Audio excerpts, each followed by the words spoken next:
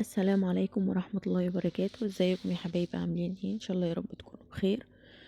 عايزة تعملي كفتة مشوية من غير ما تفك منك، وصباع الكفتة يفضل متماسك ومحتفظ ومحتفظ بحجمه.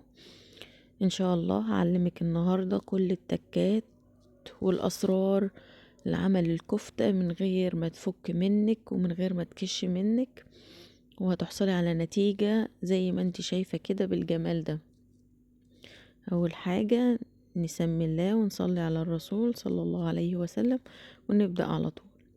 هجيب الكبة بتاعتي، وعندي هنا 3 بصلات متوسطين. هبتدي ان انا اقطعهم كده رباع اهو. وكمان عندي 3 فصوص من الثوم. الثوم بيخلي ريحتها حلوة قوي وبيديها طعم جميل قوي. وعندي هنا فلفل بارد او سبايسي زي ما انت عايزة. وهبتدي ان انا افرمهم فرم ناعم، او لو عايزة تبشريهم بالمبشرة مفيش مشكلة، بس احنا عايزين ننعمهم جامد قوي في الكب. هبتدي ان انا اضربهم ضرب وافرمهم فرم ناعم جدا اهو. دي كده النتيجة بعد ما ضربتهم جامد في الكبة. هبتدي ان انا اجيب المصفى واحط عليهم معلقة صغيرة من الملح واسيبها تنزل ميتها. مش عايزة مية خالص في البصل. هسيبها حوالي 10 دقايق، ربع ساعة، لحد ما تنزل كل المية اللي فيها. هركنها على جنب، وهبتدي ان انا احضر المكونات بتاعتنا. هجيب هنا كيلو من اللحمة المفرومة، كيلو الا ربع من اللحمة العادية، واحط عليهم ربع من الدهن او الدوش. وهجيب هنا 3 معالق من البقدونس الورق بس.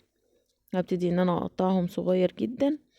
وهضيف كمان بياض 1 بيضة. وعندي كمان المكون اللي هيخليها متماسكة عندي، معلقتين من النشا، معلقتين كبار من النشا.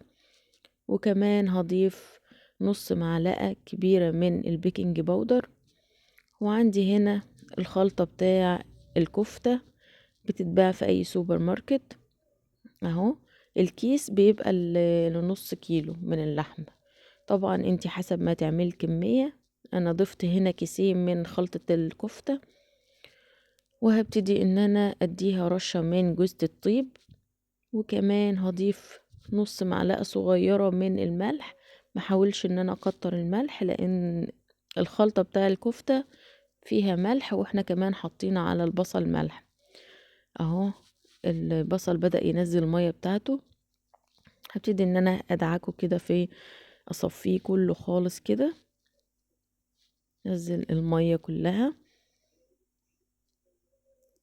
ايوه كده خلاص اهوت. انا نعمت عصرتها كويس اوي بايدك كده. تبتدي ان انتي تضغطي عليها لحد ما تنزل كل المية بتاعتها اهو. هنزل بقى بالبصل والفلفل والثوم على اللحمة عندي. ونبتدي نعجن بقى اللحمة دي عجنة كويسة قوي اهو. دي مية البصل اهي، هركنها على جنب عشان هحتاجها في تصبيع الكفتة. وهدعك بقى المكونات دي كلها عجينة، عايزاها عجينة لحد ما تعمل خيوط معاه. هعجن كويس قوي كده بايدي كده. طبعا انت بتجيبي اللحمة من عند الجزار، قوليله دي اللحمة للكفتة، هيفرمها لك فرم ناعم، هيديها وشين. انت طبعا بقى تديها كده، تنزلي فيها 10 دقايق كده لحد ما تعمل، ايوه شايفة الخيوط دي؟ عايزاها تعمل الخيوط دي معاكي كده. خلاص اهي بقت تحفة. هسيبها بقى في التلاجة لمدة نص ساعة لحد ما تتشمع اهو. نوديها في التلاجة. ودي كده عندي بعد نص ساعة في التلاجة اهو، اتشمعت وبقت تحفة. هبتدي ان احنا نجيب بقى عيدان الخلة اللي هي الشيش. 3 4 عيدان كده من الشيش اهو. ده خلاص اهو. ودي مية البصل عندي اهي.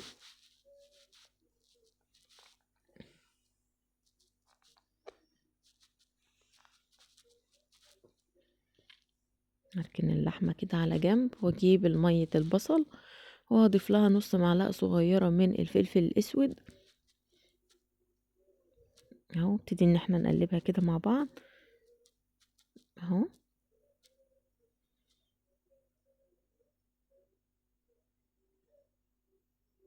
وهجيب عيدان الشيش طاووق 5 عيدان كده، عشان ايه احنا عايزين نعمل يبقى الفتحة بتاع الكفتة كبيرة، عشان ايه يدخلها هوا كده وتبقى ايه مفرغة، ما تبقاش مكتومة.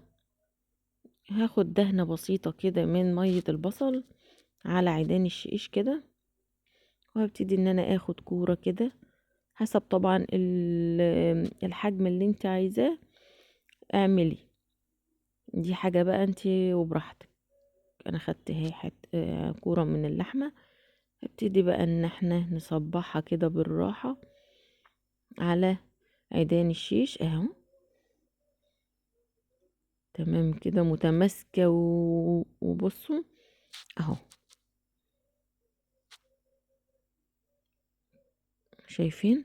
شايفين متماسكة ازاي، عشان احنا عجناها كويس وسيبناها في التلاجة. الحاجات دي كلها مهمة عشان تحصلي على كفتة كويسة ومتماسكة. لازم تمشي معايا على الخطوات دي. شايفين صباع الكفتة عامل ازاي، تحفة اهو. طبعا ببل ايدي بمية البصل وببتدي ان انا افردها كويس قوي اهو. هعمل معاكم كمان واحدة اهو. ابتدي ان انا ابلها كده تمام. وهصبع كمان اهو. ما شاء الله الكيلو دوت عمل لي 20 صباع من الكفتة. ما شاء الله الحجم كبير وما كشش مننا، وهتشوفوا النتيجة معايا اهو. تحفة اهو. كمان واحد اهو.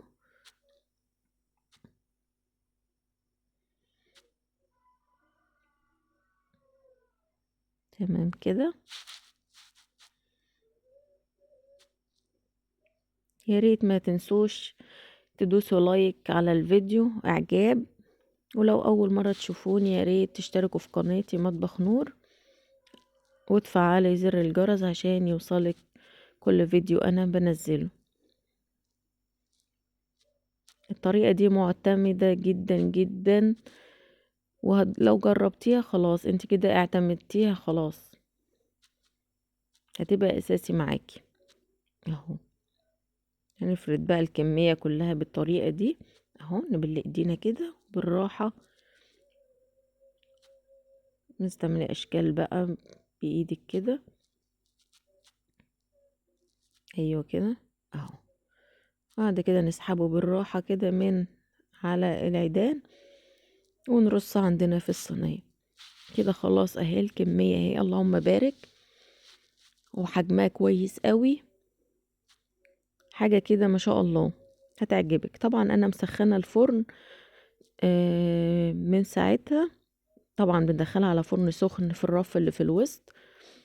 بنشغل بس ايه الفرن، ما بنشغلش الشوايه ولا اي حاجة.